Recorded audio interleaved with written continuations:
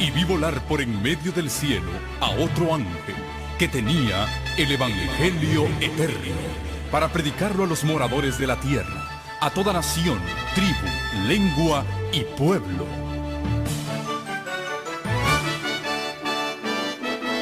Con ustedes su programa cristiano con temas bíblicos de actualidad. Un programa que trae al mundo la verdad presente. Este es el Evangelio Eterno.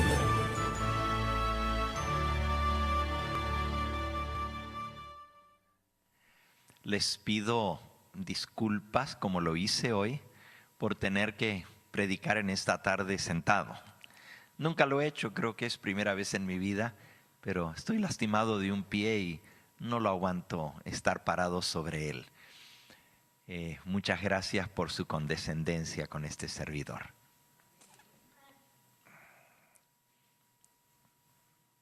Nuestra lectura bíblica fue tomada del libro de Apocalipsis en el capítulo 13. Y nosotros vimos esta semana pasada el cumplimiento con nuestros ojos de las profecías de Apocalipsis capítulo 13. En Apocalipsis 13, el apóstol Juan vio hace casi 2000 años atrás. Digo casi 2000 años atrás porque el libro de Apocalipsis se escribió alrededor del año 90 de la era cristiana. El apóstol Juan vio dos poderes político-religiosos. Y estos dos poderes, él los vio ejerciendo su hegemonía y preparando el escenario para las escenas finales de la historia de este mundo, justo antes de la venida de nuestro Señor Jesucristo. Estos dos poderes político-religiosos se describen bajo el simbolismo de dos bestias. Recuerden que también en el Antiguo Testamento se usa el simbolismo profético de bestias para representar a poderes políticos que eran manejados por la religión falsa. Por ejemplo, Babilonia se representa con un león, Medo-Persia con un oso, Grecia con un leopardo y Roma, el imperio romano, a través de una bestia espantosa con 10 cuernos. Cada una de estas bestias representa un imperio, pero todos los imperios tenían una característica primordial, que la tenían en común todos.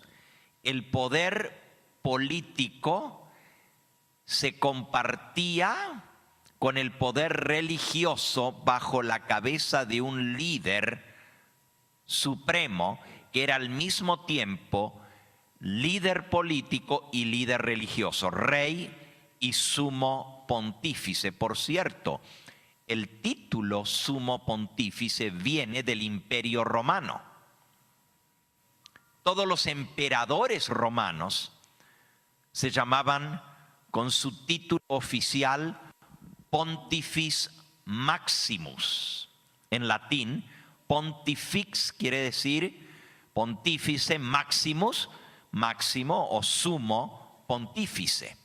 Viene del latín, sumo pontífice.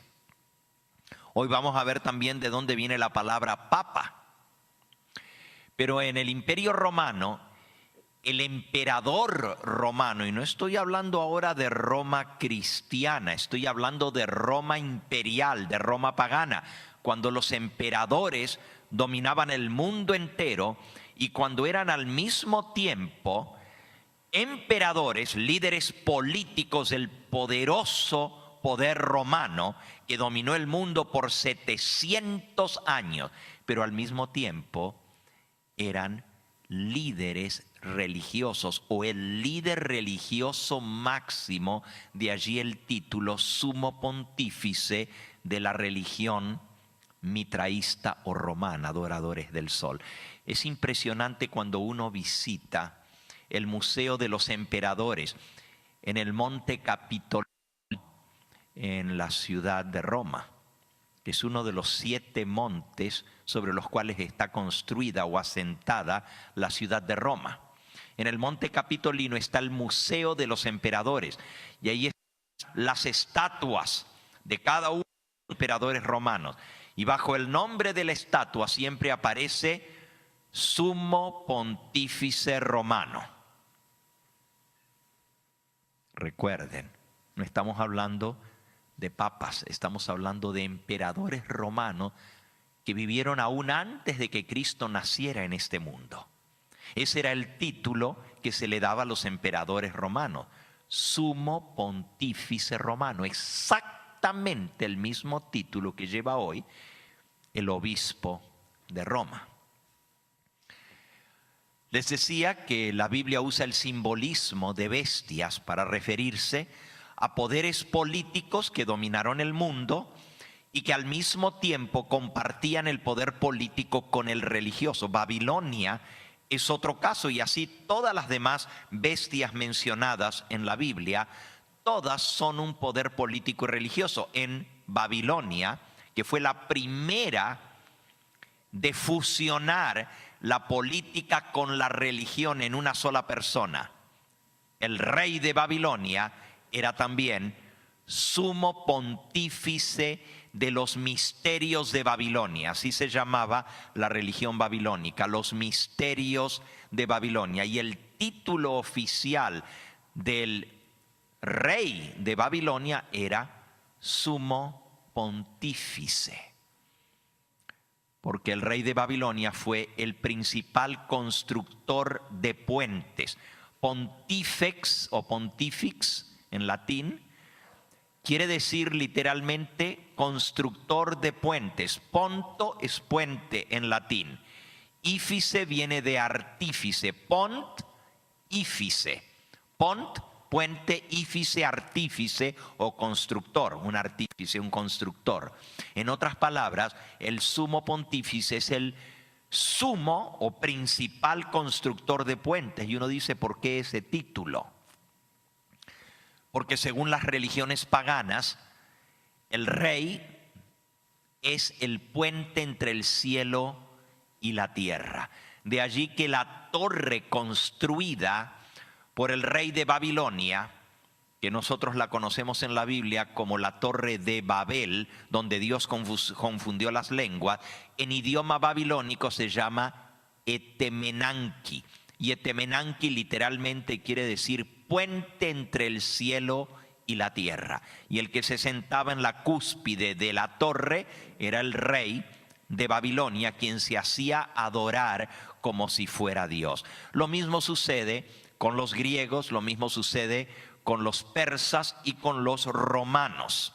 La cuarta bestia de Daniel capítulo 7, los emperadores romanos se hacían adorar como si fueran dioses. Había que prenderles incienso a su estatua, a su imagen, y debían ser reverenciados como si fueran representantes de Dios en la tierra. Su título sumo pontífice hacía alusión al mismo hecho que los pontífices romanos, y me refiero ahora a los emperadores, no a los papas, a los emperadores romanos, eran el puente entre el cielo y la tierra. Por eso sumo pontífice, mediador. Pontífice, puente es algo que une una cosa con la otra. Eso es un mediador o un pontífice. Por cierto, la palabra de Dios declara en Primera de Timoteo, capítulo 2 y versículo 5. Primera de Timoteo 2:5, porque hay un solo Dios y un solo mediador. En algunas Biblias lo traducen un solo pontífice. Hay un solo Dios y un solo mediador entre Dios y los hombres, Jesucristo hombre. El único pontífice es el que ministra en el santuario celestial. Hebreos capítulo 8 y versículo 1, Reina Valera antigua. Ahora bien, el punto principal de lo que venimos diciendo es que tenemos tal sumo pontífice, el cual se sentó a la diestra del trono de la majestad en los cielos, ministro del santuario y de aquel verdadero tabernáculo que levantó el Señor y no el hombre. El único pontífice para nosotros los cristianos es Jesucristo, el que media, el que intercede por nosotros ante el Padre. Él no dejó ningún otro para que intercediera. Él es el que intercede por nosotros. Ahora, volviendo a lo que estábamos hablando, que fue nuestra lectura bíblica en Apocalipsis. El libro de Apocalipsis presenta dos bestias. La primera surge del mar, la segunda surge de la tierra. Y no es mi propósito en esta tarde dar una explicación exhaustiva de Apocalipsis capítulo 13. Creo que la mayoría de ustedes reconocen estos símbolos proféticos y no necesito ir a explicarlos con la palabra de Dios. A ver, qué tan buenos conocedores de profecía, qué tan buenos adventistas son ustedes. En Apocalipsis 13, la primera bestia que surge del mar. Dice: me paré sobre la arena del mar y vi subir del mar una bestia que tenía 7 cabezas y 10 cuernos. Noten, 10 cuernos. Y en sus cuernos 10 diademas y sobre sus cabezas un nombre blasfemo. Y vi una de sus cabezas, versículo 3, como herida de muerte, pero su herida mortal fue sanada y se maravilló toda la tierra en pos de la bestia. Díganme ustedes, ¿a quién representa este símbolo profético de una bestia que sube del mar? Díganme. Representa a Roma papal, representa la sucesión de pontífices romanos que se sentaron en el trono que dejó vacante el Imperio Romano cuando éste sucumbió por las invasiones bárbaras. La ciudad de Roma cayó en el año 476 después de Cristo.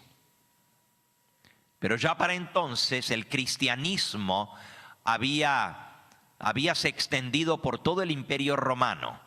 Y aún en Roma, la iglesia cristiana era muy fuerte, solo que un siglo antes el emperador romano Constantino se había hecho cristiano, y de ahí en adelante, con excepción de un emperador a quien se lo conoce como Juliano el Apóstata, porque después de haber sido cristiano se volvió al paganismo y volvió a hacer que se lo adorara a él como Dios, como hacían los emperadores anteriores. Pero con excepción de Juliano el Apóstata, todos los emperadores romanos fueron cristianos desde Constantino en adelante. Eso no impidió que Roma cayera en manos de las tribus bárbaras y fuera desmembrada. Pero el lugar vacante que dejó el emperador romano al caer en las manos de las invasiones de las tribus bárbaras fue ocupado gradualmente al principio y luego abiertamente en el año 538 por el obispo de Roma. En el año 538 asume el título de sumo pontífice romano. El mismo título del emperador romano lo asume el Papa, o sea, el obispo de Roma. Y otra vez se forma una bestia, porque la bestia es la unión del poder político con el religioso. La herida mortal que recibió el Imperio Romano fue sanada y vuelve a resurgir el Imperio Romano ahora bajo la dirección del obispo de Roma. Yo sé que nunca han visto esta aplicación de esta manera, que la herida mortal fue sanada, pero es una de las aplicaciones de esta profecía.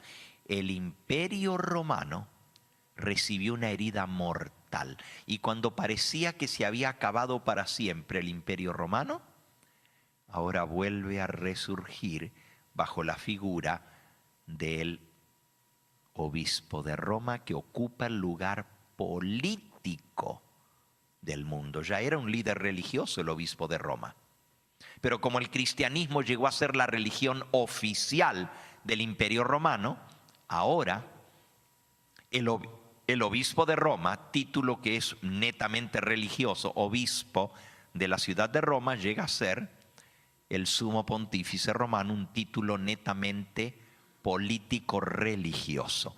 Y así resurge el Imperio Romano, ahora cristiano o católico. Esta es una de las aplicaciones de esta profecía, que la herida mortal fue sanada. También el papado va a recibir una herida mortal más adelante, y esa herida mortal también fue sanada. De eso vamos a hablar un poquito en esta tarde. Pero todos ustedes identifican la primera bestia cuya herida mortal fue sanada con el papado. Y cuando hablamos de papado estamos hablando de la sucesión, no de un papa en particular, sino de la sucesión de sumos pontífices romanos que se sientan en un trono político religioso. Durante la Edad Media, por 1260 años, y la profecía así lo describía. Dice que se le dio poder para actuar 42 meses, versículo 5. Y 42 meses son 1260 días. En profecía, 1260 días son 1260 ¿qué? Años.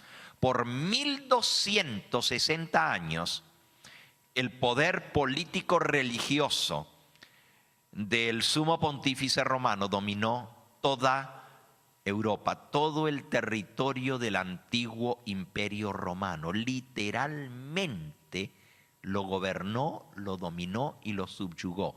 Todas las naciones de Europa le estuvieron sujetas, hasta la Revolución Francesa con Napoleón Bonaparte, que finalmente le dio la herida mortal al papado, porque fue el ejército de Napoleón Bonaparte, al mando del general Jean Berthier, el que tomó prisionero al Papa en Roma y lo llevó a Francia, y así recibió en el año 1798, exactamente 1260 años más tarde, según lo decía la profecía, en la fecha exacta, el 11 de febrero del año 538,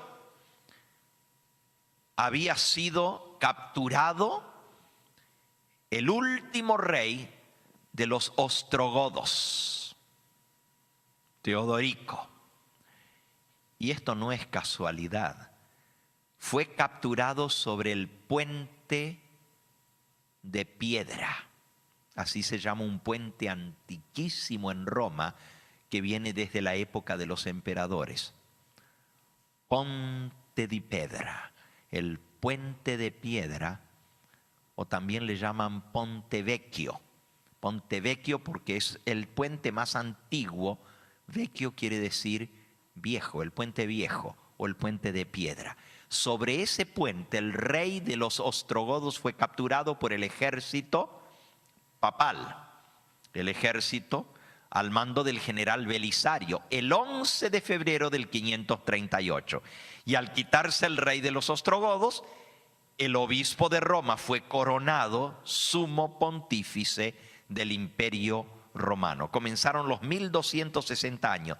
Exactamente el 11 de febrero del año 1798, los ejércitos de Napoleón Bonaparte al mando de Jean Berthier, el general francés, tomaron prisionero al Papa León X y lo llevaron prisionero a Francia. Adivinen dónde lo capturaron. Tratando de escaparse del Vaticano, se disfrazó y trató de huir para que no lo reconocieran como el pontífice romano, el Papa. Se disfrazó, se puso una barba fake, como se dice, falsa, postiza, se vistió como un lingera y trató de escaparse. Pero lo capturaron sobre el Ponte Vecchio, sobre el mismo puente donde 1260 años atrás, hasta en el día exacto, había sido tomado prisionero el último rey de los ostrogodos. La profecía decía en Apocalipsis capítulo 13 y versículo 10, si alguno lleva en cautividad será llevado. Y si alguno mata espada debe ser muerto. Los ejércitos papales capturaron al rey de los ostrogodos. Y ahora los ejércitos de la Revolución Francesa capturaron al Papa. Así se cumple la profecía exacta. Pero bueno, vamos a avanzar un poquito más, porque hasta ahora es historia lo que estamos viendo. Pero yo lo que les quiero hablar es de la historia que se escribió esta semana que termina hoy, aquí en los Estados Unidos de Norteamérica. La semana pasada y esta semana, en los últimos 10 días, vimos el cumplimiento de la profecía de Apocalipsis 13 delante de nuestros propios ojos. Apocalipsis 13 da toda la descripción y la historia de este poder político religioso con sede en Roma. Dice que la bestia, esta bestia que tiene 7 cabezas, lean otra vez, Apocalipsis 13:1. Me paré sobre la arena del mar y vi subir del mar una bestia que tenía 7 cabezas y 10 cuernos. Y sobre sus cabezas un nombre blasfemo. Ahora vean qué interesante, vayan a Apocalipsis capítulo 17. Aquí habla de una mujer, pero se le llama a esta mujer la gran prostituta, la ramera. Y recuerden que en lenguaje profético una mujer representa una ¿qué? Iglesia. Y si es una mujer prostituta, representa una iglesia infiel. Una prostituta, una infiel a su marido. Dice en Apocalipsis 17. Vino uno de los 7 ángeles, versículo 1, que tenían las 7 copas y habló conmigo diciéndome, ven acá, yo te mostraré la sentencia contra la gran prostituta, la ramera que está sentada sobre muchas aguas, con la cual han fornicado los reyes de la tierra, y los moradores de la tierra se han embriagado con el vino de su fornicación. Y me llevó en el espíritu al desierto, y vi a una mujer sentada sobre una bestia escarlata, llena de nombres de blasfemia, lo mismo de Apocalipsis 13:1, y la bestia tenía 7 cabezas y 10 cuernos. Fíjense, la bestia de Apocalipsis 13 tiene 7 cabezas, 10 cuernos, y tiene sobre sus cabezas lleno de nombres de blasfemia. Ahora hay una mujer que está montada sobre esta bestia. Versículo 4. La mujer estaba vestida de púrpura y escarlata.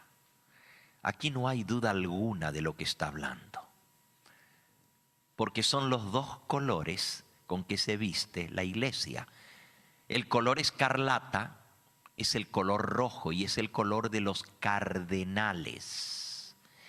Y el color de los obispos es el púrpura. Por eso se les llama los purpurinos, porque se visten de púrpura. Los purpurinos. Y los cardenales se les llama cardenales porque se visten del color del cardenal. Cárdena, rojo. Es interesante, la mujer estaba vestida de púrpura y escarlata. estaba adornada de oro. Una iglesia adornada de oro. ¿Dónde vas a buscar el oro en las iglesias? En los altares. Toda adornada de oro. De piedras preciosas y de perlas. No hay otra iglesia. La descripción es exacta la que da el libro de Apocalipsis. La mujer adornada de oro, de piedras preciosas y de perlas, y tenía en la mano un cáliz de oro. El símbolo de la iglesia de Roma es una mujer con un cáliz de oro en la mano. Y el cáliz es la copa sacramental y dentro de ella la hostia. Ese es el símbolo de la mujer en la Biblia y es el símbolo de la iglesia romana. Así que no hay duda alguna. El apóstol Juan, Dios le mostró exacto, siglos antes que esto surgiera, exactamente lo que iba a suceder. Y dice que en la frente esta mujer, versículo 5, tenía un nombre escrito, un misterio: Babilonia la Grande, la madre de las rameras y de las abominaciones de la tierra. A esta iglesia se le llama iglesia madre. No hay duda alguna a la cual se refiere. La madre de las rameras y las abominaciones de toda la tierra. Versículo 6, vi a la mujer ebria de la sangre de los mártires, de los santos y de la sangre de los mártires de Jesús. Y cuando la vi quedé asombrado con gran asombro. Hace unas semanas atrás, el Papa Francisco fue al norte de Italia, donde es oriunda su familia, porque aunque él es nacido en la Argentina, sus padres son nacidos del norte de Italia, de la región denominada el Piamonte. Piamonte quiere decir al pie de los montes.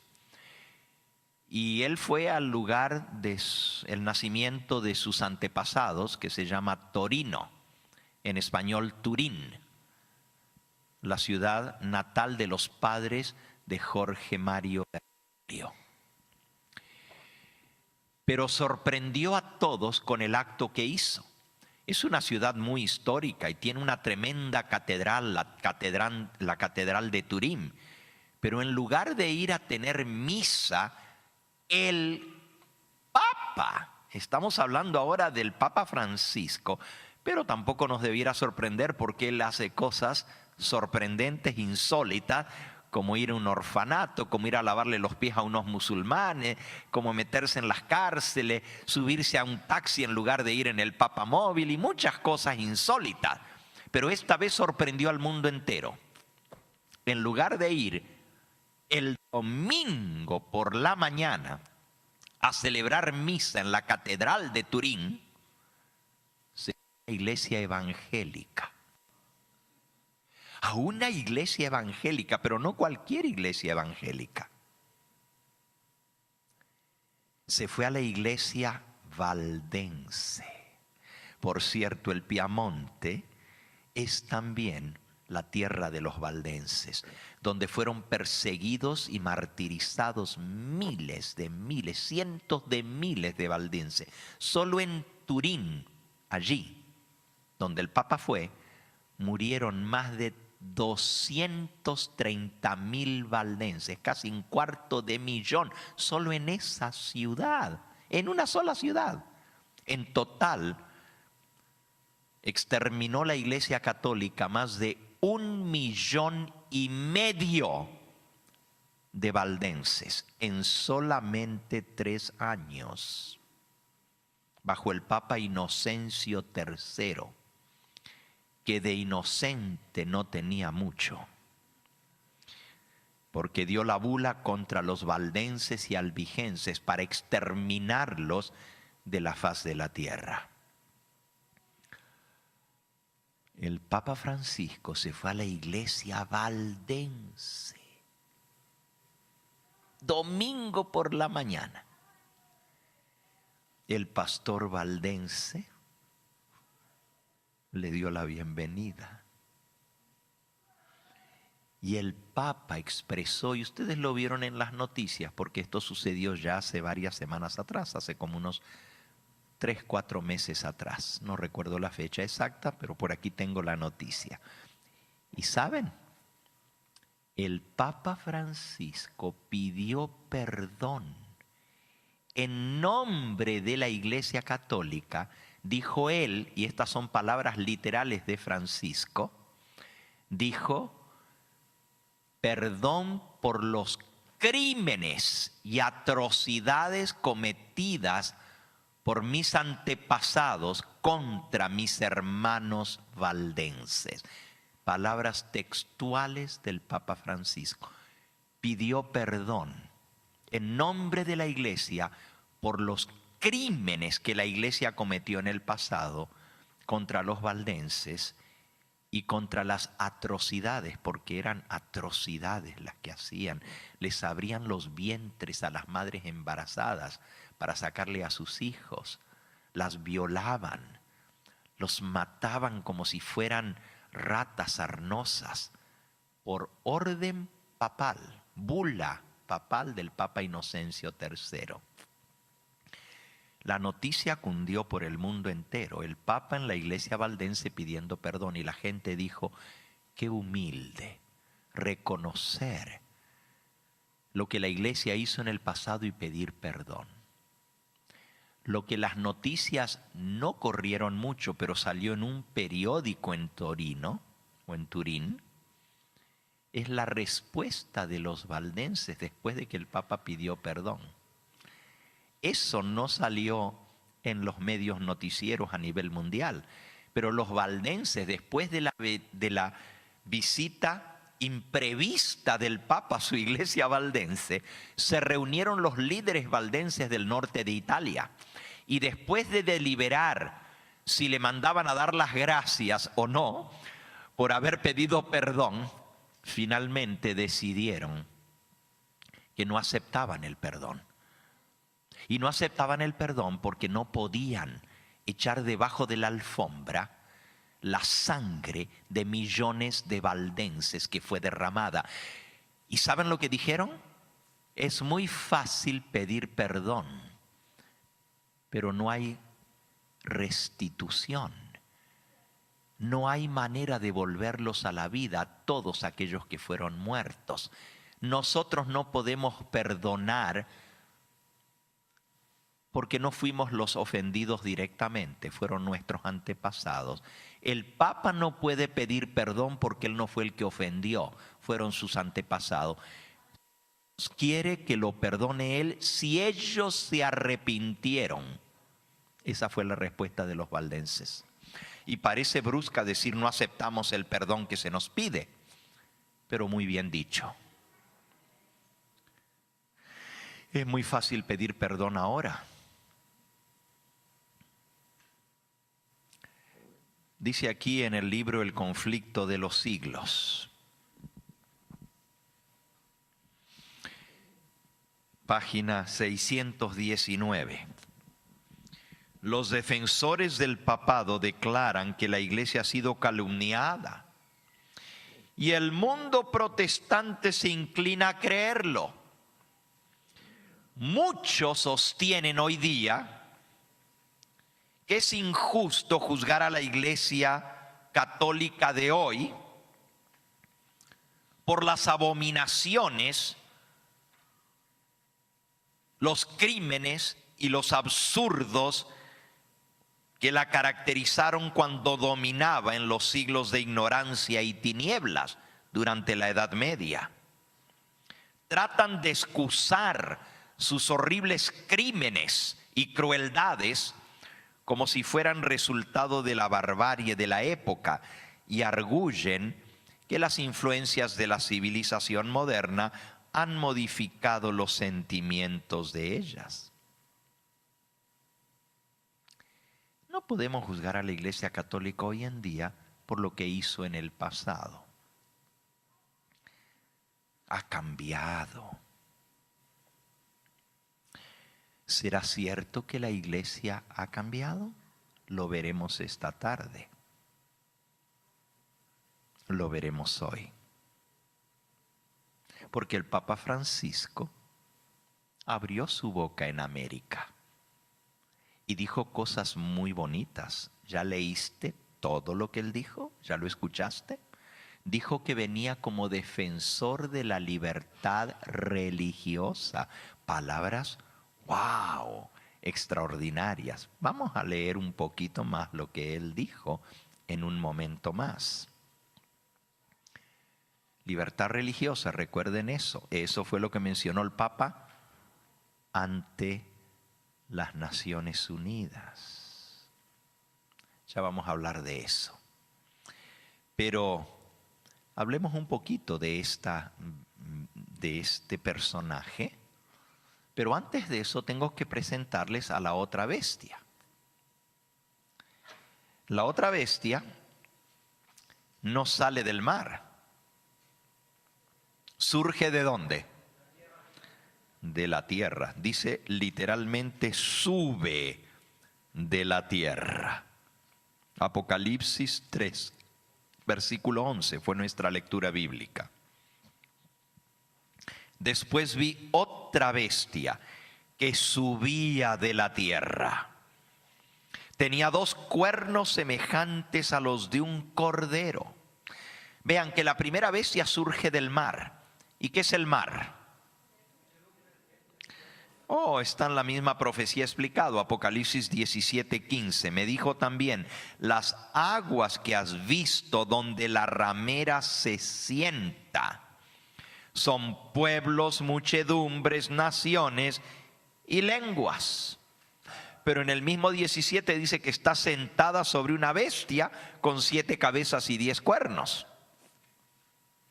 Pero la bestia sale del mar. Entonces, si la mujer viene cabalgando una bestia, pero la bestia está en el mar, entonces la mujer está sentada sobre muchas aguas.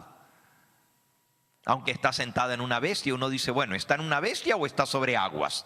Está sobre las dos. Viene cabalgando una bestia, pero la bestia está en el mar o sale del mar. Y luego sale a la arena y se mete en el desierto la bestia. Eso es lo que presenta Apocalipsis 13.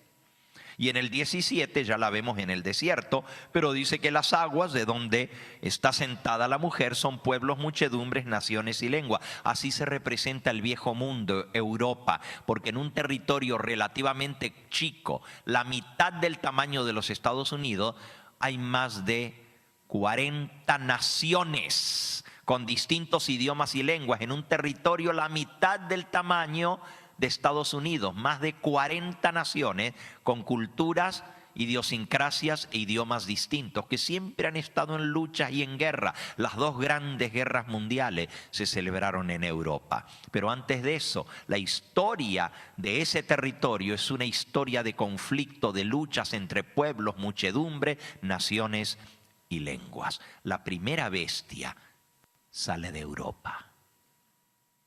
La segunda bestia, lo contrario del mar es la tierra. Y si el mar representa muchedumbres, naciones y lenguas, la tierra representa lo contrario, no el mar. Un lugar deshabitado donde no hay muchedumbres y pueblos y naciones y lenguas. Cuando este continente americano fue descubierto, no había pueblos, muchedumbres, naciones y lenguas como las hay hoy en día. Y el apóstol Juan vio surgir del nuevo continente deshabitado una bestia mansa como un cordero. Dice que tenía cuernos como de cordero.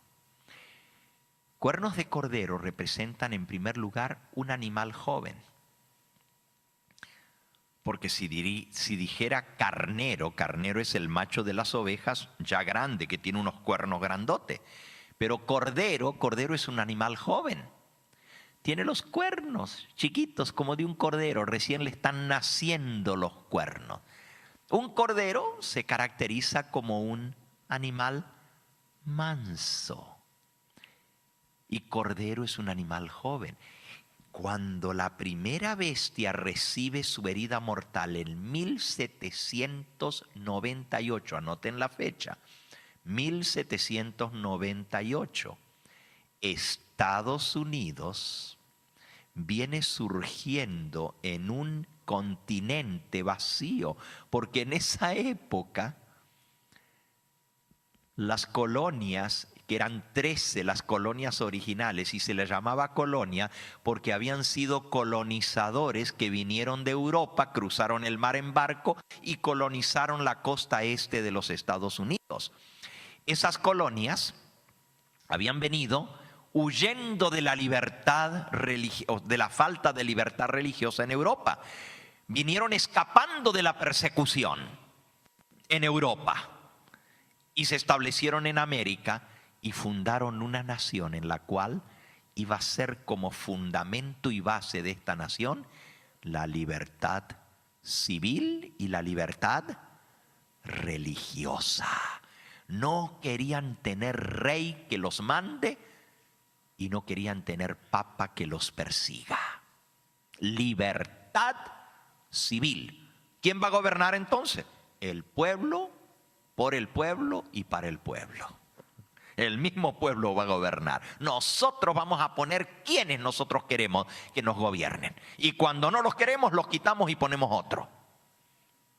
Así no nos van a extorsionar, no nos van a aplastar como los reyes en Europa. Y tampoco queremos papa ni líder religioso que nos mande. Libertad de conciencia.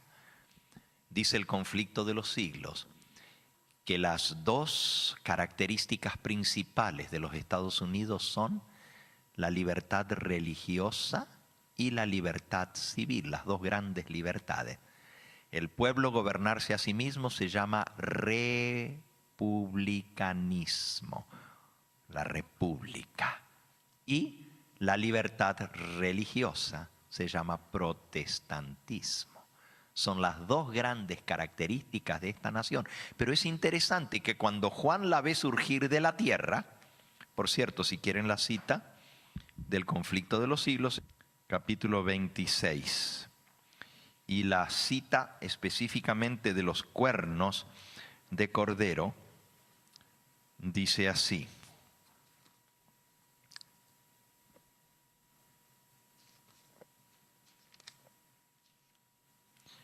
vi otra bestia, página 692, que subía de la tierra y tenía dos cuernos semejantes a los de un cordero. Tanto el aspecto de esta bestia como el modo en que surge indica que la nación que representa difiere de las representadas en los símbolos anteriores de la bestia que sube del mar. Los grandes reinos que han gobernado al mundo fueron presentados al profeta Daniel en forma de bestias que surgían del mar, mientras los cuatro vientos del cielo combatían en la gran mar. En Apocalipsis 17, el ángel explicó que las aguas representan pueblos, naciones y lenguas. Los vientos simbolizan luchas. Los cuatro vientos del cielo que combatían en la gran mar representan los terribles dramas de conquista, de revolución y de guerra a los cuales los reinos, o por los cuales los reinos alcanzaron el poder en Europa. Pero la bestia con cuernos semejante a los de un cordero subía de la tierra.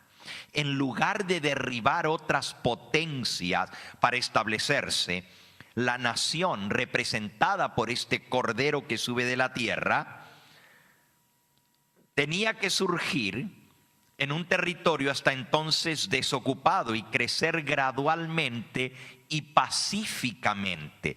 No podía subir entre las naciones populosas y belicosas del viejo mundo, ese mar turbulento de pueblos, muchedumbres, naciones y lengua. Hay que buscarla en el continente nuevo, en América. ¿Y cuál poder surge de América? ¿Cuál era la nación que en 1798, cuando el papado cae en Europa por la herida mortal de la Revolución Francesa, cuál nación estaba naciendo en América que iba a llegar a ser una potencia mundial, una bestia? Estados Unidos. ¿Cuándo se independizó Estados Unidos como nación? 1776, 1776, the independence, 4 de julio. la independencia de Estados Unidos. Pero la Constitución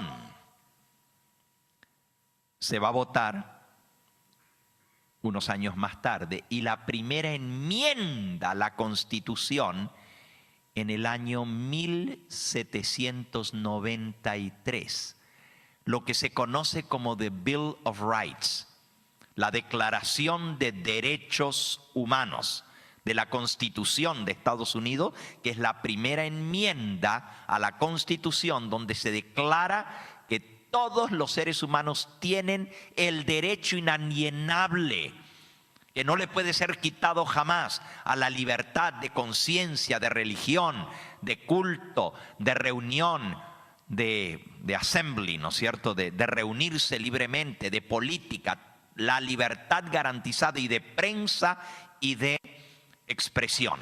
Nadie puede coartar esas libertades según la Constitución de los Estados Unidos. Se vota en 1793. Y 5 años más tarde, el papado recibe su herida mortal. Así que la nación, que viene surgiendo como un corderito manso, mientras que el papado recibe su herida mortal, es los Estados Unidos. Dice aquí, ¿cuál era la nación que en 1798, cuál nación del Nuevo Mundo cuyo poder estuviera entonces en principios de desarrollo, de modo que se anunciara como nación fuerte y grande, capaz de llamar la atención del mundo? La aplicación del símbolo no admite duda alguna. Una nación, y solamente una, responde a los datos y rasgos característicos de esta profecía. No hay duda de que se trata aquí de los Estados Unidos de Norteamérica. Y ahora lo de los 2 cuernos. Aquí dice cuáles son. Luego habla de la Constitución. Dice, tenía 2 cuernos semejantes a los de un cordero. Los cuernos semejantes a los de un cordero representan juventud, inocencia, mansedumbre, rasgos característicos de los Estados Unidos cuando el profeta vio que esa nación subía en 1798, cuando el papado recibió la herida mortal. Entre los primeros padres peregrinos, expatriados, que vinieron a colonizar, huyendo de Europa a América en busca de asilo contra la opresión real y contra la intolerancia sacerdotal, hubo muchos que resolvieron establecer un gobierno sobre el amplio fundamento de la libertad civil y religiosa. Ahí están las 2 grandes libertades. Sigo leyendo. Conflicto, página 494. Sus convicciones hallaron cabida en la Declaración de Independencia. En 1776, la Declaración de Independencia de esta nación dejó escrito para las generaciones futuras la gran verdad de que todos los hombres son creados iguales.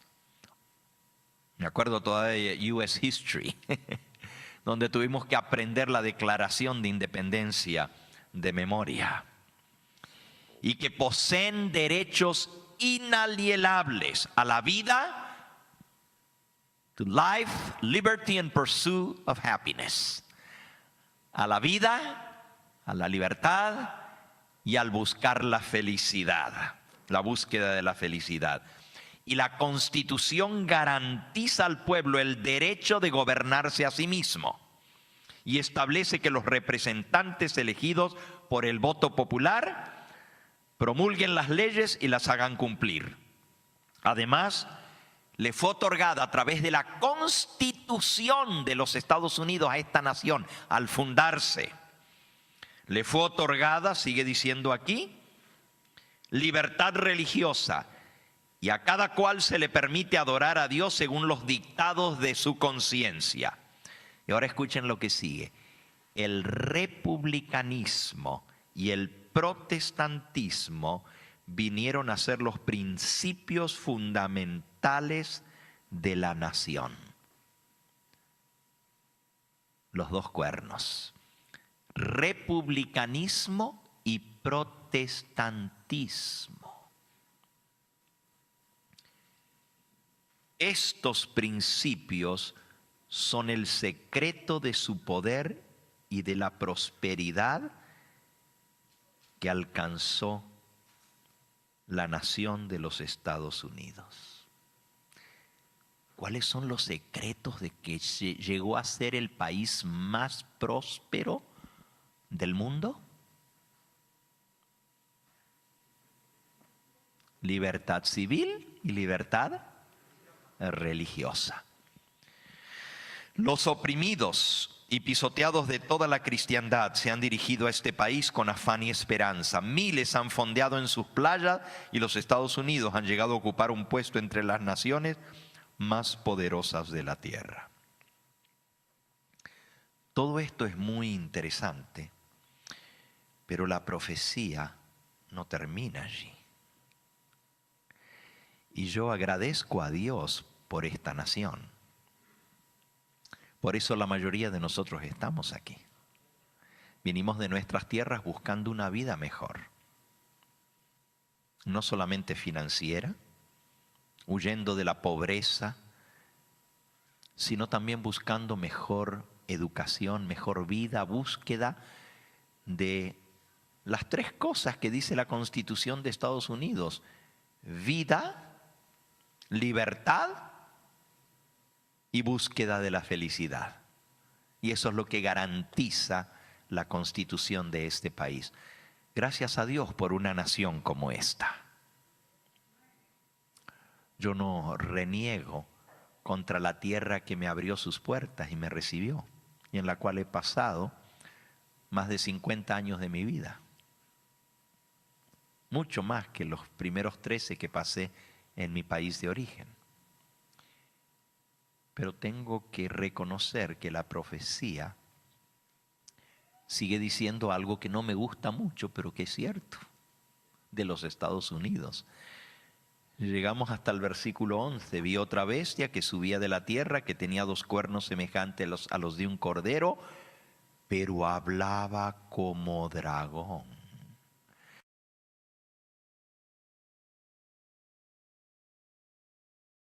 ¿Y qué significa hablar como dragón?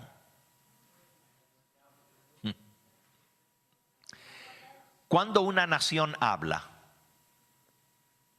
un ser humano habla cuando abre su boca, pero cuando habla una nación, ¿cómo habla una nación?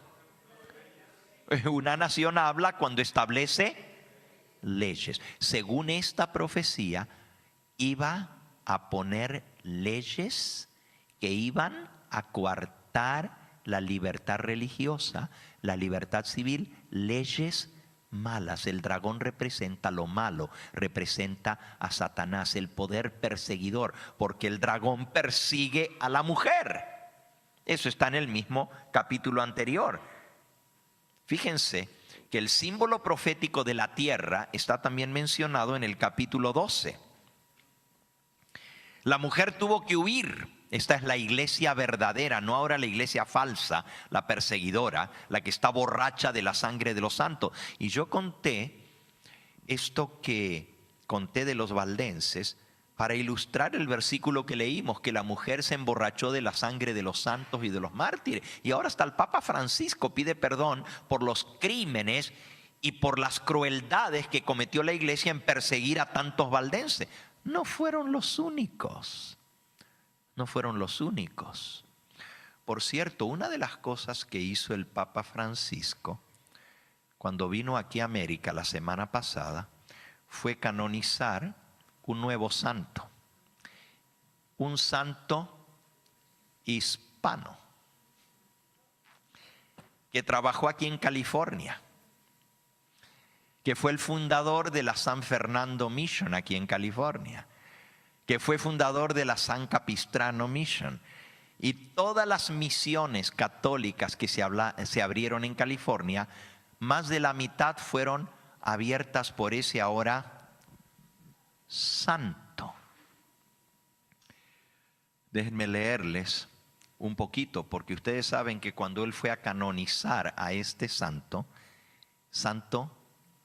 americano, O sea, porque ejerció, aunque era español, era venido de España, era jesuita,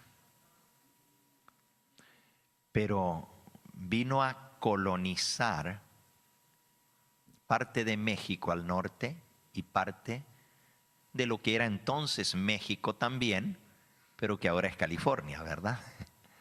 Lo que ahora es Estados Unidos. Déjenme leerles lo que pasó cuando lo fue a canonizar.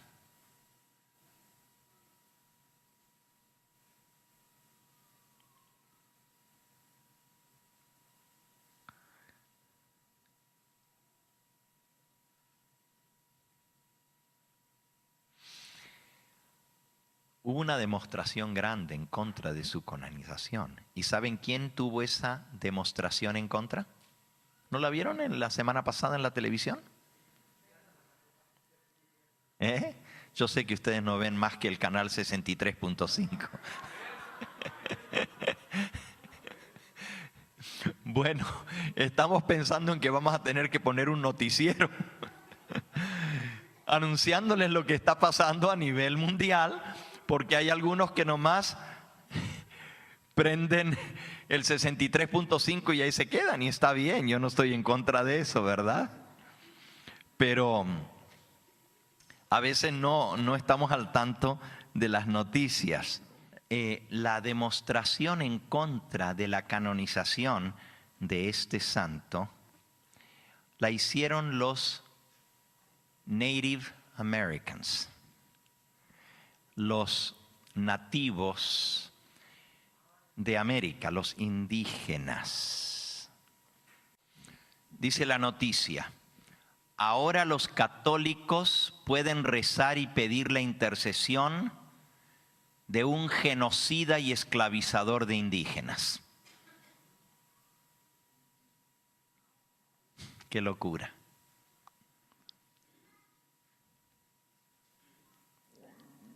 Por cierto, el Papa Francisco está especializado en pedir perdón. Él sabe que gana más pidiendo perdón. También pidió perdón por los crímenes de la Iglesia contra los indígenas de América, cuando vinieron los colonizadores jesuitas a colonizar América. Y ahora canoniza a Juan Junipero Serra, el santo californiano, que era de origen español,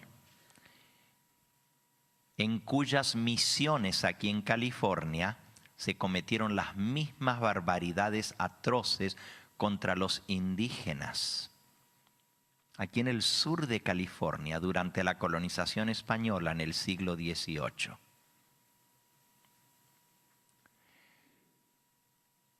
La canonización de Juan Junipero Serra tuvo una oposición furibunda ante el Capitolio, en presencia del liderazgo político de esa nación.